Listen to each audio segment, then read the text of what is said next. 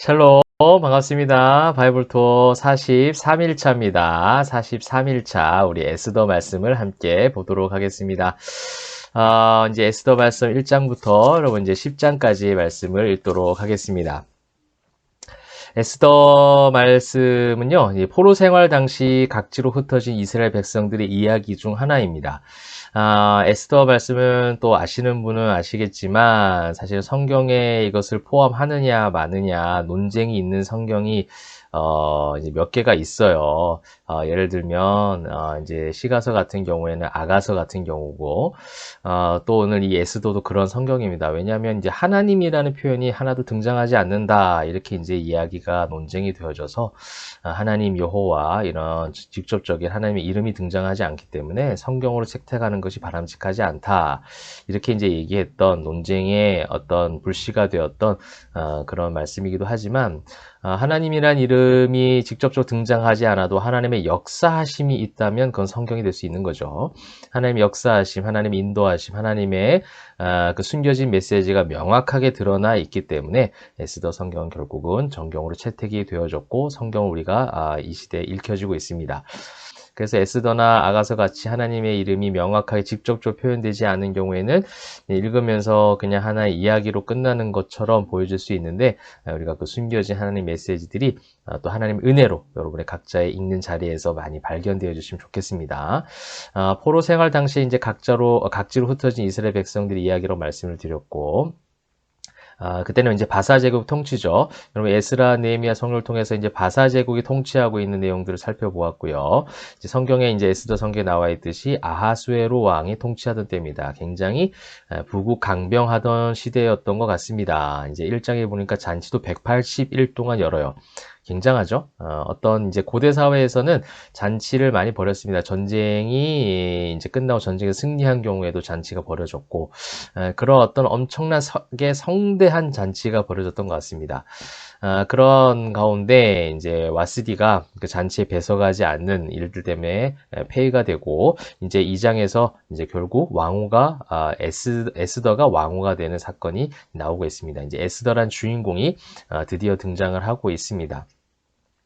하나님께서 이제 이 에스더를 왕후가 되게 하신 이유들, 이것이 이제 이후부터 계속해서 등장을 합니다. 하만의 음모가 이제 3장에 나오죠. 이스라엘 백성들을 다 멸하고자 하는 거예요.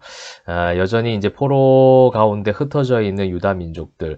유대 민족은 디아스포라라고 해서 근대까지도 흩어져 있던 민족들이 핍박을 당한 경우들이 참 많이 있었죠. 우리 홀로코스트 여러분 잘 아시는 대로 독일의 2차 세계대전 당시에 굉장히 고통을 겪었던 역사적 사건들이 있습니다.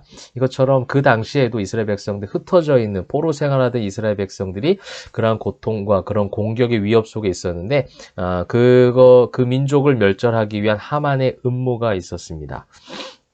아하수에로 다음 가는 2인자로 불리는 절대 권력가가 하만이었습니다. 그러니까 어떻게 보면 그가 하고자 하면 충분히 할 수 있는 일이 유대인들을 멸절시키는 일일 수 있었던 거예요. 그런 가운데 이제 4장에서 모르드게가 에스더를 찾아가서 호소하죠. 네가 왕위를 얻은 것이 이때를 위함이 아닌가. 하나님께서 너를 선택한 것은 왕후로 호의호식하면서 살아가는 것을 하나님께서 원하신 것이 아니라 이 민족을 구원할 사명을 주셨기 때문에 왕후로 하나님께서 이렇게 예비하신 것 아니겠느냐라는 이제 모르드게 호소가 있었고 그 유명한 에스더의 고백이 나오죠. 죽으면 죽으리이다라는 엄청난 고백을 하고 담대하게 5장에서 에스더의 용기와 지혜가 나타나고 있죠.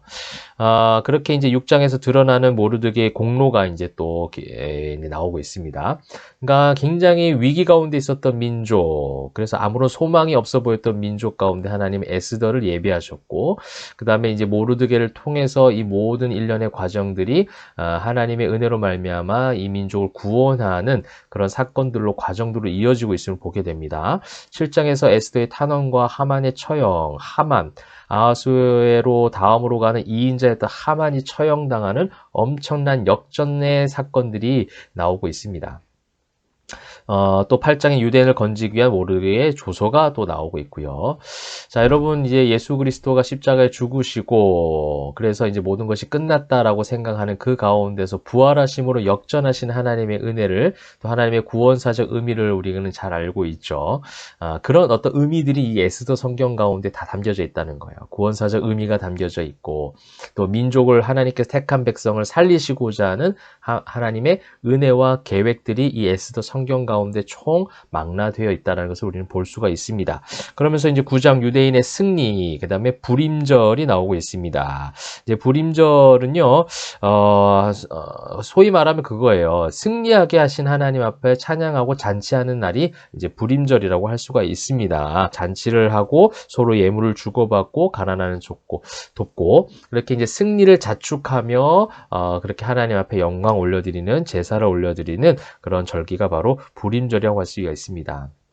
어떻게 보면 죽을 수밖에 없었던 그들이 하나님의 은혜로 말미암아 승리한 것에 대한 기쁨인 것처럼 예수 그리스도로 말미암아 죽을 수밖에 없었던 죄인들이 예수님의 부활하심으로 우리가 다시 살아나게 된 것에 대한 그 잔치가 사실은 주일의 잔치 아니겠습니까? 주일이 부활절, 그죠? 금요일 날 예수님께서 죽으시고 3일 만에 부활하신 게 주일로 해서 지금 현대 시대 우리가 주일을 예배의 날로 정하고 있는데 그것처럼 바로 주일이 바로 그런 날이에요. 불임절과 같은 날이라는 것이죠. 하나님의 승리, 부활하심의 그 소망을 품는 날, 또 그 부활하심의 소망을 가지고 우리가 이스라엘 백성들이 이 불임절을 보냈던 것처럼 우리 역시도 그렇게 보내는 것이죠. 그 다음에 이제 10장에는 모르드게의 행적들이 나오고 있습니다. 자, 이렇게 이제 에스더 성경의 전체적 우리가 흐름을 보면서 우리가 에스더 말씀을 읽으면서 우리 역시도 눈앞에 보이는 수많은 공격과 위협 앞에서도 우리가 피하는 것이 아니라 죽으면 죽으리이다. 그죠? 왜냐하면 역전시키실 하나님, 이미 부활하셔서 역전시키신 하나님이 내 안에 우리 안에 있기 때문에 그 하나님을 믿고 나아가는 것이죠. 악한 문화와 타협하지 마시고 그리스도인의 정체성을 확고히 하는 시간이 되면 좋겠어요. 에스더와 모르드게가 그것을 갖고 있었어요. 아하수에로 왕궁의 왕후가 되었다고 해서 바사 나라의 사람이 되는 것이 아니라 너의 정체성을 잊지 말라는 것이죠. 우리가 하나님 나라의 백성 아니냐. 하나님의 나라의 백성으로서 이 아하수에로 이 궁의 왕후가 된 하나님께서 이 보내신 이유가 있을 것 아니냐. 왕으로서 살아가기 위한 뜻이 아니라 바로 이때를 위함 아닌가. 백성을 살리기 위한 때가 아닌가. 그 하나님의 뜻을 발견하도록 하는 장면들이 나오는 것처럼 우리 역시도 그렇죠. 이제 세상으로부터 부름받은 하나님 앞에 택함 받은 백성들이 이제 세상으로 하나님께서는 파송하세요. 세상으로 나아가서 우리의 처하고 있는 모든 세상 속에서 하나님의 이름을 드러내는 하나님 나라의 백성의 정체성을 가지고 죽음은 죽으리다 선포하고 믿음의 결단을 하고 믿음의 모습을 보여주는 것. 이것이 바로 에스더 성경에서 우리에게 주시는 교훈이라 생각이 되어집니다.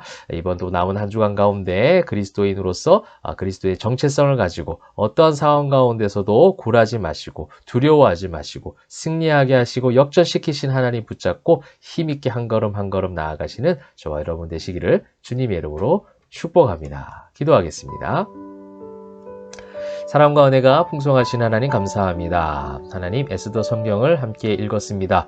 하나님 또 읽게 됩니다. 그 모든 시간 가운데 주님께서 함께 하시고 에스더 성경을 통해서 우리에게 허락하실 그 놀라운 승리를 보게 하시고 또 믿게 하시고 경험하는 귀한 성도들 되게 하여 주옵소서. 하나님 믿는 사람답게 그리스도인이라는 정체성을 잃지 않게 하시고 우리가 처하고 있는 장소가 어떠한 장소이든지 우리가 일하고 있는 곳이 어디든지 그 세상 속에서 그리스도의 빛을 발하게 하시고 그리스도로서 복음의 맛을 드러내는 귀한 성도들 다 되게 하여 주시옵소서. 감사드리며 살아계신 예수 그리스도의 이름으로 기도합니다. 아멘.